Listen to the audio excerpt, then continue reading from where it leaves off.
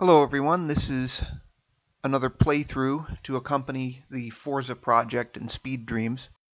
I don't know if I'm actually going to do any more work on it, but I discovered something interesting about it, as you'll see in a minute, and I'm going to do a playthrough with opponents this time. I had to lower the quality of the video, apologize for that. I'm going to drive the Lynx there, which is supposed to be a Jaguar. That's code for Jaguar in Speed Dreams. I don't know what this is supposed to be, but this car has okay handling, not a lot of speed, but it's much faster when the AI opponents drive it. I don't know why that is. So it's actually very formidable as an opponent. This is a Murasama, which is really supposed to be a Honda. Again, code word. It's the fastest F1 car in Speed Dreams right now. And it doesn't have the best handling, but it's okay once you get used to it. And it's a pretty formidable opponent. The Lynx is marginally better at handling. And then the Furia is a car I don't know very much about. I don't know what they based it on. It's pretty good handling, not a lot of speed, and it's ultimately not very competitive. So 3 laps. And I'm only going with these 3 opponents because of frame rates. I've also lowered the quality of the video, as I said before. Apologies for that. So have some fun laps. I don't drive particularly well in this playthrough because the frame rate was inhibiting my response times. It wasn't coordinated with what was happening very well. See, it's choppy. It seems as if Speed Dreams has a lot of trouble processing the graphics of AI cars. This is a big problem. I've been able to get the practice runs to a decent frame. There I go, I slam into the wall. See that? And again. I've been able to get the frame rates to a decent level for practice runs, but these quick races are really problematic.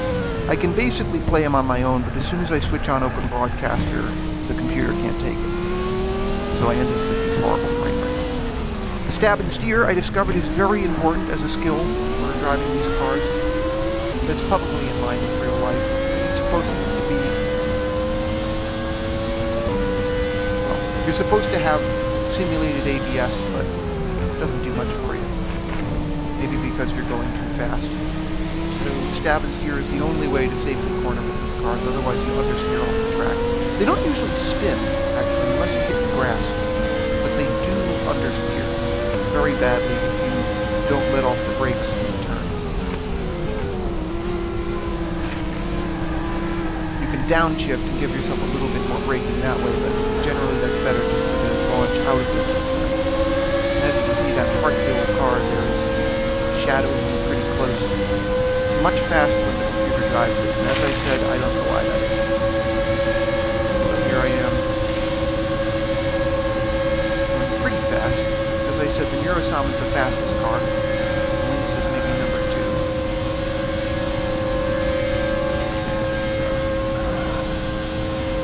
Swerving all over here because the frame rate is throwing me off again. Stab and steer. This time I nail it much better. Stab and steer again. Launch. And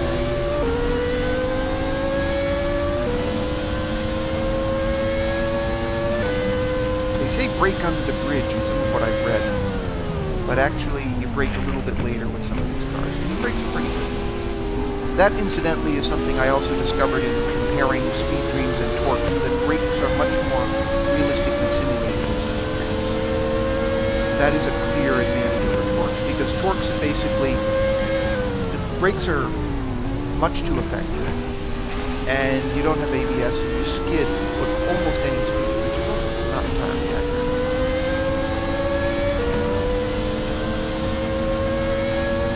So, final lap. I've done the lap in 1:19, which I'll get to that in a second, why that is significant.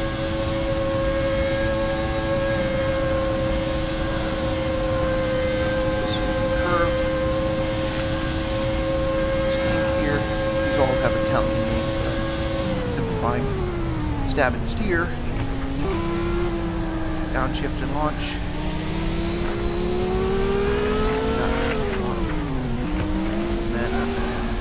I run off the track again.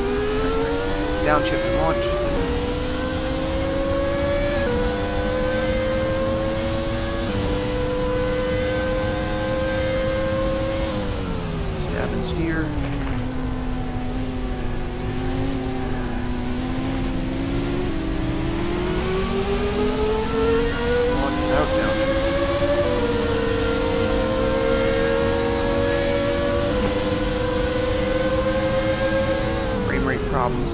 tab and steer.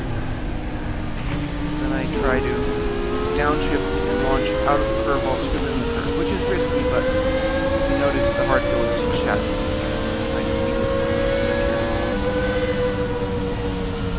So it's over. Last lap was only 1:20, so not blazing fast compared to lap 2. But I'm going to get to this in a minute, because those times are actually much faster than the real thing.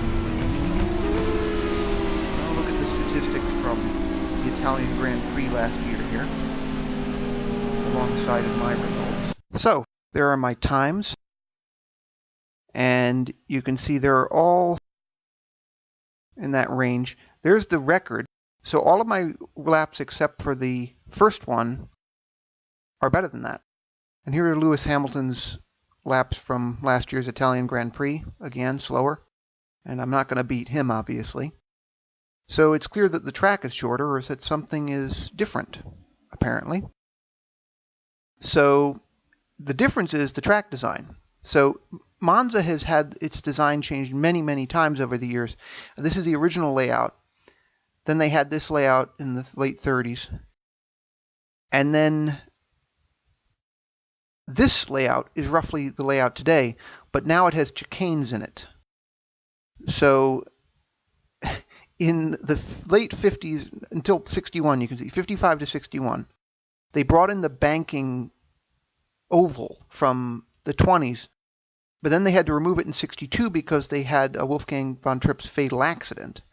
So this layout was then brought in 72, 73, adding a chicane in the south there. And since then, they've kept adding more chicanes. And the point is that the track in Speed Dreams doesn't have any of the chicanes. So basically, it's the layout that was used from 62 to 71, not the modern layout. So is that inaccurate? Well, yes, it is. But they're not calling it Monza. They're calling it Forza.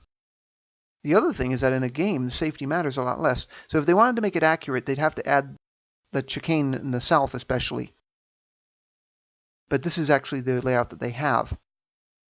So the times for this one are for the 5.75 kilometers. Notice that that's using a comma instead of a decimal point. That doesn't mean 5,000. So those record times are closer to my times.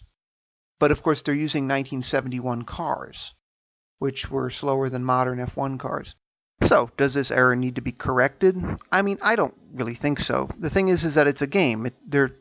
Safety is not a consideration. Accuracy is a consideration, but, Speed Dreams is a compromise. So anyway, I thought I'd show you that, and thanks for watching.